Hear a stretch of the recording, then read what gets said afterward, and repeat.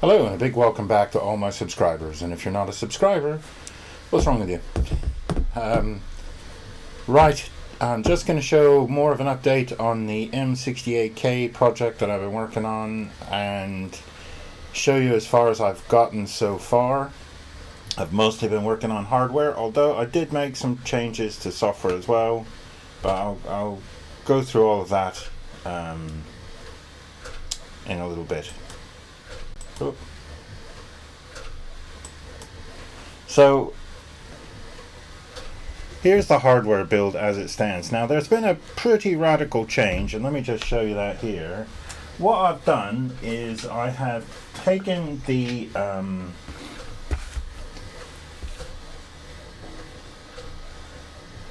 UART that I was going to put in here, which was a small single UART, but I've swapped that out for this DUART, or a dual UART. So this has two channels for serial, and what I've done is I've had the 6-pin header that I was having before for the serial, but I've also added a 10-pin header for the serial port.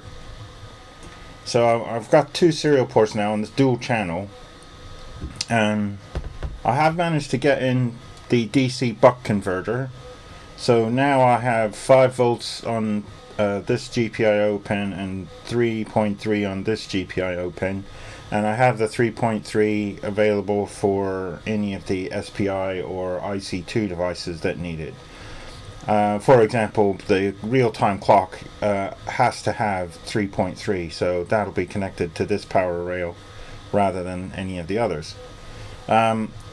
I'm still missing the headers to put in the RAM. I've put in ROM. I've put in the VIA chip and the DUART and the CPU. I've got a couple of logic gates, just an inverter and a AND gate. I've also put in the clock, so that is 8 megahertz clock, and I have been wiring up lines. So if I show you this, you might not be able to see the small LED here, but the idea here is that this is the reset LED. I've got a reset switch. I push it, the light goes out, it comes back on. So it's got the resets that go to all the chips that need resets. The remaining line of LEDs will be my address lines, and then the data lines are over here. So what I'm still waiting on is I will eventually put this LED on, and here's my SD card, but I've got one more level shifter, which is for the real-time clock and the other SPI devices. Then this is the serial port, serial port to USB that I'll be using to talk to the machine. That's on channel B, this one's on channel A. And then I've got my RAM chips and then my multiplexer. So realistically, I can't do much without this multiplexer, and I mean, I could test the RAM possibly, or the ROM rather. But this stuff's going to be here in a couple days, so I will get those fitted and installed sooner rather than later. So at least that's the plan. Then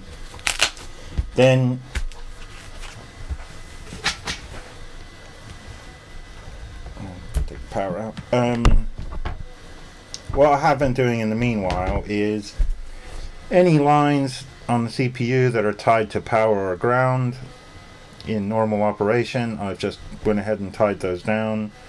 I'm pretty much done any soldering I'm going to do. I've got capacitors for all of the chips. I'll have to solder the RAM in and the appropriate chips and power lines and whatever, but that's hopefully relatively straightforward. But yeah, so wiring that in, as far as soldering and and sort of power and ground, that will be done, and then the plan is to finish all of the control signals. I've done pretty much all of them. I've done the clocks and the reset, as many control signals as I could. I've wired up all of the serial ports. I still need to do the mod VGA, but that's a sort of a non-standard pin out, so I'm gonna have to read the datasheet to work that one out. And then that will go into the VIA chip over here. So realistically, I'm just waiting on those pins to finish up the power and ground and the control signals, and then comes the rather tedious thing of putting 23 address lines and 16 data lines throughout all of these chips and everywhere else, and then testing the whole thing. Now, the only bit of software that I've actually changed, and you can look on my GitHub repository for that, is mostly relating to this UART, the dual channel. So I had to basically rewrite the whole of the UART file because the dual channel works in a completely different way, and you have to set registers, and this is going to have to be connected to the address registers, the address data bus, in order to change the register information and switch channels and all of that good stuff. So there's a fair amount of software work to be done here, but I do like the idea of having two serial ports to work with, a 10-pin standard RS-232 10-pin and a 6-pin to go with my USB serial. So that's basically the update. There's not a lot more I can do until I get these in and then get all of this wired up. But it is a lot easier doing wire wrap. A lot easier. So if you're thinking about doing anything like this, I would highly recommend getting a wire wrap pen and the appropriate gauge wire and go for it. Right, well, that is pretty much it for me today.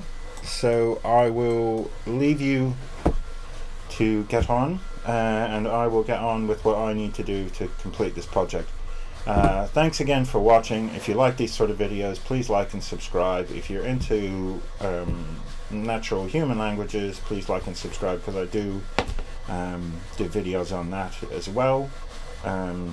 So thank you very much for watching, and have a lovely day. Right, bye.